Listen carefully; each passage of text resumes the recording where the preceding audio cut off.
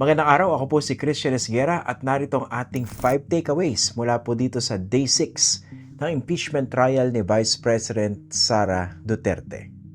Takeaway number 1. So kanina nakita na naman po natin itong triple team effort nitong magkapatid na Alan Peter at Pia Cayetano, kasama po yung idol natin na si Senator Robin Hood Padilla. Kasi simula pa lang po nitong Day 6 ng impeachment trial, tumindig agad itong si Senator Robin Hood Padilla at nagtanong kung coincidence ba.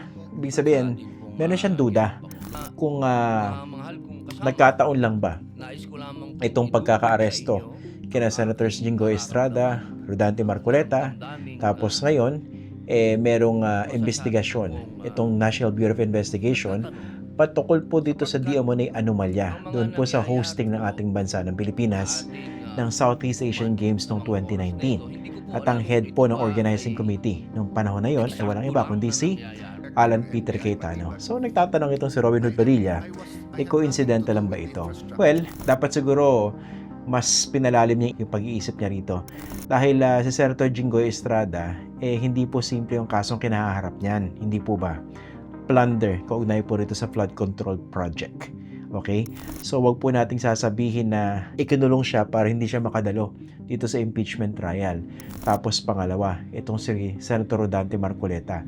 Bakit ba siya nakakulong ngayon? Dahil din po sa kasong plunder.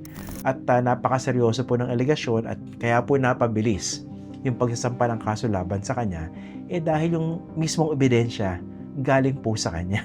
Kaya dapat mag-isip-isip itong si Senator Robin Padilla pagdating doon sa paglalagay niya ng duda dito sa pagkakakulong ng dalawa sa kanyang mga kasama. Ang nakikita po natin dito ay maliwanag na merong team effort itong magkapatid na mga Cayetano at itong si Senator Robin Hood Padilla, and this was not the first time that we saw this in the course of the impeachment trial. Dahil nakarang araw po, ikitang-kita rin po natin yung triple team effort nitong tatlong senador na ito para isulong yung interes ng defense panel nitong interes ni Vice President Sara Duterte, at wala na nga pong pagpapanggap pagdating po sa kanilang political bias. Talagang garapalan, pinamumukha po sa atin. Kaya isa po yan sa mga takeaway natin kanina na naging mas obvious pa rin po itong kanilang team effort.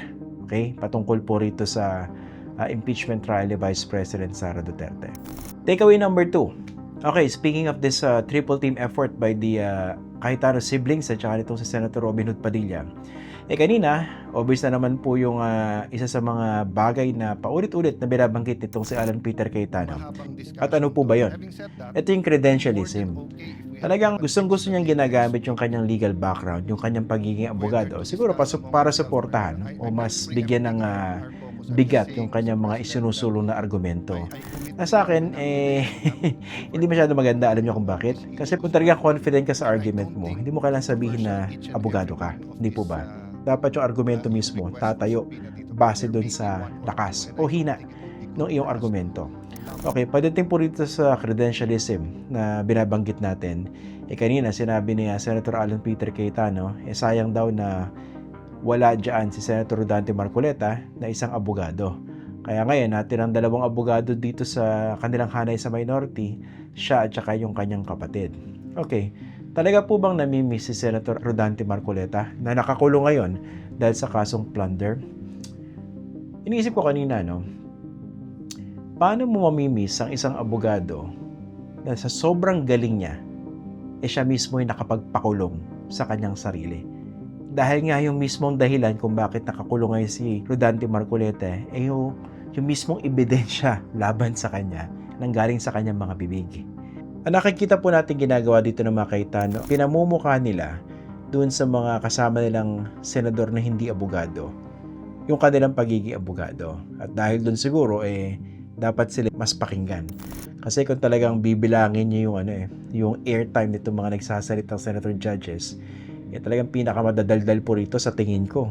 And I think it's quite obvious. Walang iba kundi itong magkapatid na Cayetano. Okay? Parang bumubuo sila dyan ng bloke, di ba? Kasama nila itong si Senator Robin Hood Padilla, na hindi po abogado, pero at one point namuno po yan ng Senate Committee on Constitutional Amendments and Revision of Codes. Okay. Tapos, Ito kanina, binanggit ni Alan Peter Cayetano in his usual patronizing self. Sabi niya, si Bam Aquino, hanggang second year sa law school, ina-urge daw niya na kumpletuhin o tapusin yung kanyang law school. Tapos binanggit pa niya, law graduate daw itong si Amy Marcos. Teka muna, katakot-takot na po yung pagka-fact check dyan at saka yung pagkaka-debunk. Hindi po graduate yan ng College of Law, itong si Amy Marcos. Diba? So again, nakikita natin dito yung taktika ng mga Cayetano. Immense credentialism to help their arguments stand. And sa akin po, kung kailangan mo mag-resort sa credentialism, ibig sabihin, merong problema doon sa iyong mga argumento to begin with. Takeaway number 3. So kanina nagkaroon po ng oral arguments patungkol po dito sa hiling ng prosecution team na isabina ng Senate Impeachment Court. Ito pong bank records, ito pong tax records, at saka records po ng AMLAC. Patungkol po rito kina Vice President Sara Duterte at sa kanyang asawa na si Attorney Mans Carpio. So ang nag-argue po for the defense team was Attorney Michael Poa, isa po sa mga defense lawyers ni Vice President Sara Duterte. Alam niyo, over the past couple of days, talagang bugbog sarado sa social media itong mga abogado ni Vice President Sara Duterte because of the way they conducted the cross-examination. Di ba?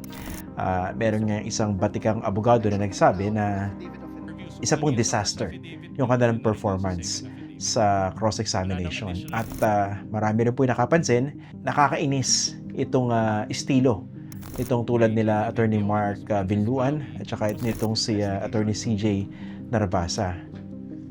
Na mukha naman pong consistent doon po sa persona ni Vice President Sara Duterte. Tapos kung titingnan po natin itong lead defense counsel na si Attorney Sheila Sison, di ba siya yung nagbigay ng opening statement for the defense kay Sara Duterte ng day 1 impeachment trial.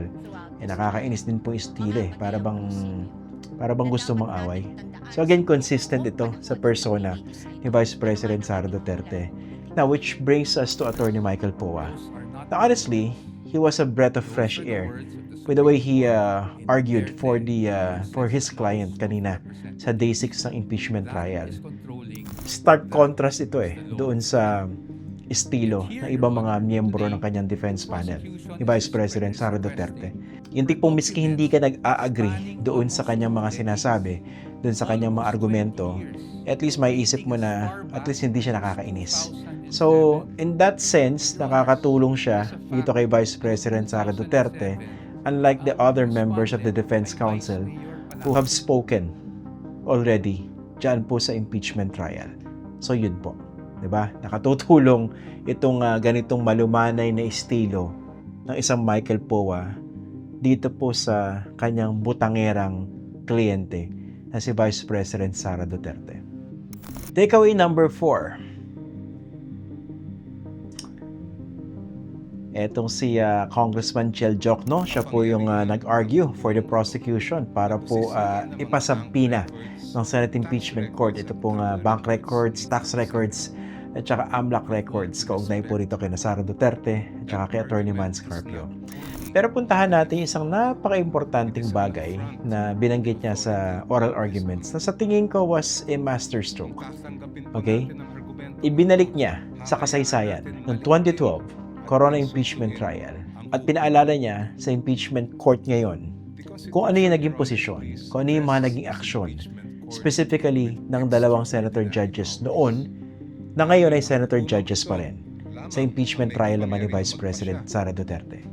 Binanggit niya yung naging aksyon ng 2012 ni Senator Judge Francis Escudero patungkol po rito sa issue na yung bang mga bagay, yung issue, financial records for instance, na hindi naman saklaw doon sa incumbency ng isang impeached official, dapat bang busisiin ng impeachment court?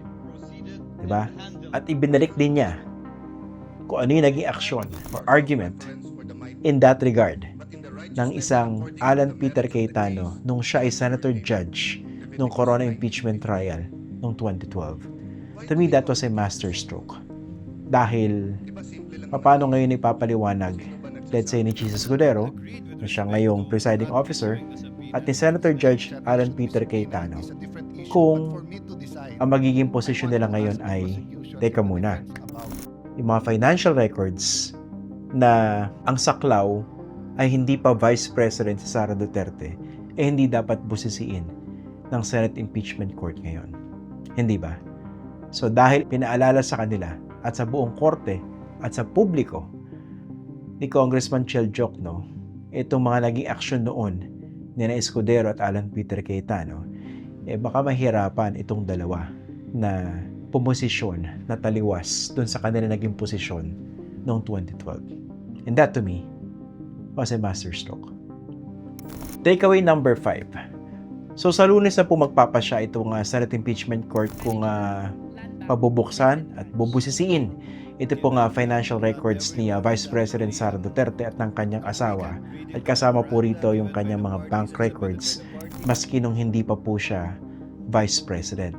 Crucial po yung boto na yan dahil ito po yung pwede nating ituring na heart and soul nitong impeachment trial na ito. Yung mga hindi di umano idineklara ng Vice Presidente sa kanyang salin.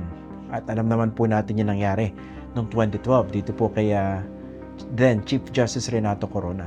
Tinanggal yan bilang Chief Justice dahil dun sa kanyang mga hindi na ideklara sa kanyang salin. Ngayon, punta tayo rito kay Vice President Sara Duterte. Kung ano po yung magiging boto dito ng Senate as an impeachment court, that would be indicative kung ano yung posibleng linyahan at eventually magiging boto ng impeachment court pagdating po dito kay Sara Duterte as to whether or not she should be removed as Vice President. Kaya very, very crucial vote po ang makikita natin sa Lunes. Doon din po natin makikita kung sino pa po dyan yung baka hindi ganun ka-strong yung commitment patungkol po sa boto, one way or another. Then again, napaka-importante po. Kaya yun po yung abangan natin sa Lunes. So again, ako po si Christian Esguera, and this have been my 5 takeaways mula po dito sa Day 6 ng impeachment trial ni Vice President Sara Duterte. So help me God.